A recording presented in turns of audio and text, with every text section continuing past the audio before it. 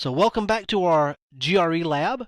In this lab, we have already configured the HQ end of the tunnel interface. So let's go to the remote and configure the other end so that the tunnel actually comes up. So on the remote end, we'll do config T, interface tunnel 0. And just like on the other end, the line protocol is down because we haven't finished configuring it yet. So we'll go ahead and give this a description of tunnel to HQ. We'll give it an IP address of 70.80.90.2. So IP address 70.80.90.2 with a Class C subnet mask. We'll also do tunnel source, and we'll use the IP address connected to the router of mystery, 40.50.60.254, 40.50.60.254, and we'll do tunnel destination of 10.20.30.254. Once we do that, the line protocol should come up. And again, since this is an interface as far as this remote and HQ router is concerned, I can actually do show interface tunnel 0. You notice that the encapsulation is tunnel instead of being serial or Ethernet or anything like that. And you'll notice that on our tunnel, we did not set a key. So this traffic is not actually encrypted. It's just tunneled through the router of mystery, i.e. the internet, so that the two networks appear to be directly connected.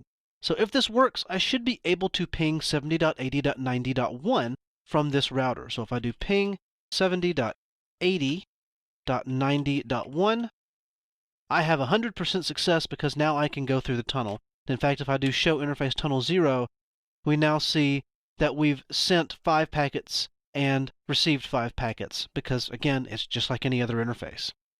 However, we're not done yet because even though this tunnel interface does exist between the two sites, I still can't ping HQ from remote.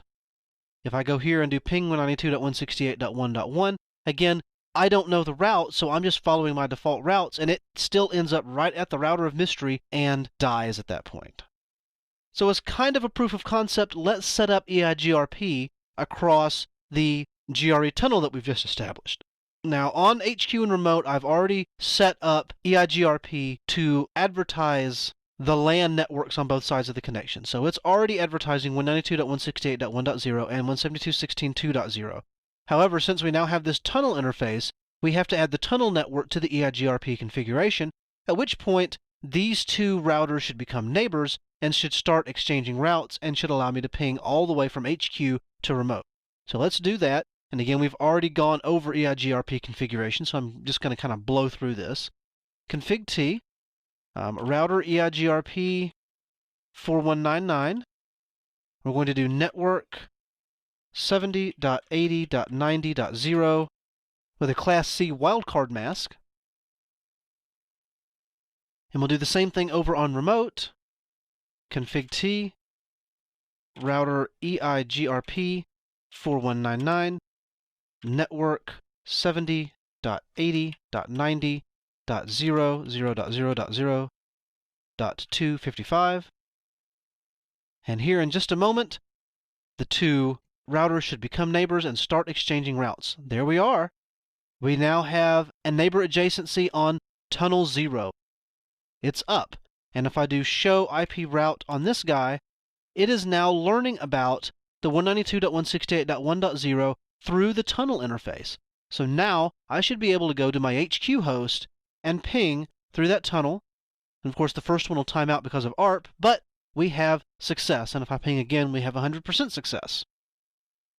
And the interesting thing is, if I do a trace route from this guy to 192.168.1.1, you won't see me go through the 10, 20, 30, or the 40, 50, 60 networks. You'll see me go through 70, 80, 90 to get there because I'm not taking this route. I'm taking this virtual tunnel that's directly connecting the two.